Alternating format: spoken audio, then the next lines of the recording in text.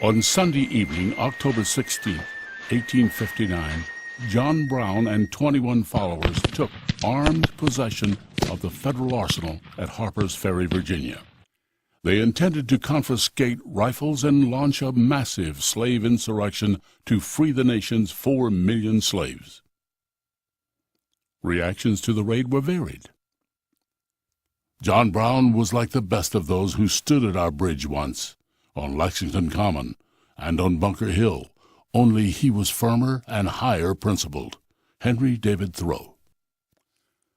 John Brown's martyrdom, if it shall be perfected, will make the gallows as glorious as the cross. Ralph Waldo Emerson. John Brown was a blood-stained fanatic. Nobody was ever more justly hanged. His raid was a preposterous miscalculation of possibilities. Nathaniel Hawthorne. John Brown's effort was peculiar. An enthusiast broods over the oppression of a people till he fancies himself commissioned by heaven to liberate them.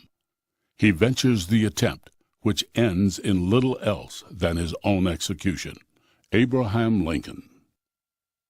Brown was already known as an anti-slavery activist.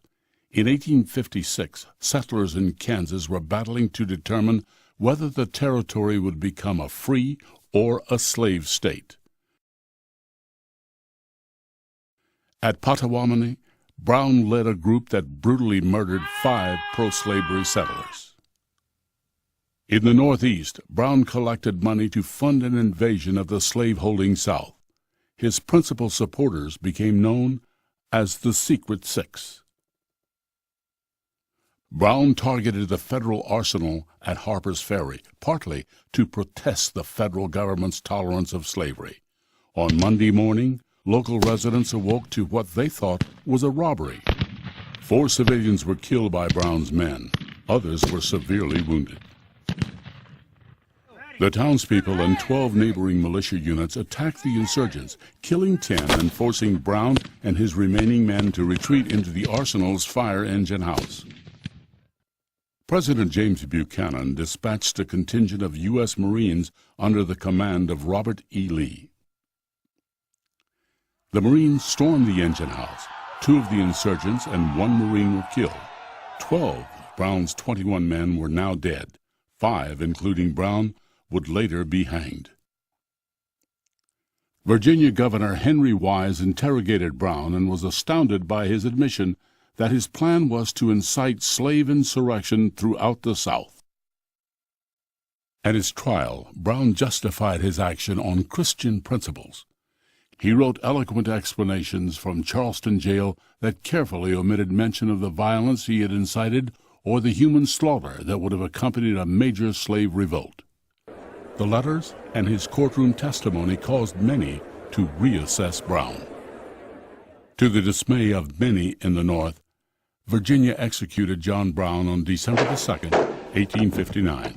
Not a single slave had been freed, but the raid forced Americans to reconsider the institution that had plagued the nation since its founding. Southern secessionists welcomed the raid as an opportunity to unify public opinion in support of disunion. Northern reaction was remarkably varied. Some eulogized Brown as a martyr whose death would open the way to emancipation. Such outpourings outraged not only Southerners, but also many conservatives in the North.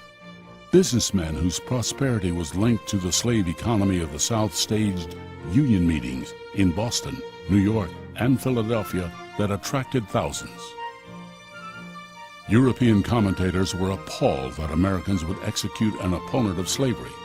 When we think of what Brown, this liberator, this fighter for Christ, attempted, and when we reflect that he is to die slaughtered by the American Republic, we recoil with horror. Victor Hugo. African Americans steadfastly revered the man who Frederick Douglass said began the war that ended American slavery. Today at last we know, John Brown was right. Slavery is wrong, he said. Kill it. It had to die by revolution, not by milder means. W.E.B. Du Bois, 1909. John Brown's name still brings powerful emotions to the surface. His raid continues to inspire debate about issues of liberation, justice, vigilantism, and terrorism. Does an individual have the right to carry out violent acts based on conscience? Does a noble end justify a bloody means? Is Brown so different from today's bombers, from Oklahoma City to Iraq, who attempt to galvanize public opinion to force political and social change? Following Harper's Ferry, many Americans who had dismissed ideas of secession and armed conflict moved rapidly toward more militant positions. Without John Brown, the Civil War might not have happened. Which John Brown should we remember? The crusader for the abolition of slavery, or the bloodthirsty terrorist? Can we separate them? Is it possible to list him among the pantheon of American heroes, or do we still recoil at the thought of men hacked to pieces in Kansas, or his treasonous attack on an American military installation?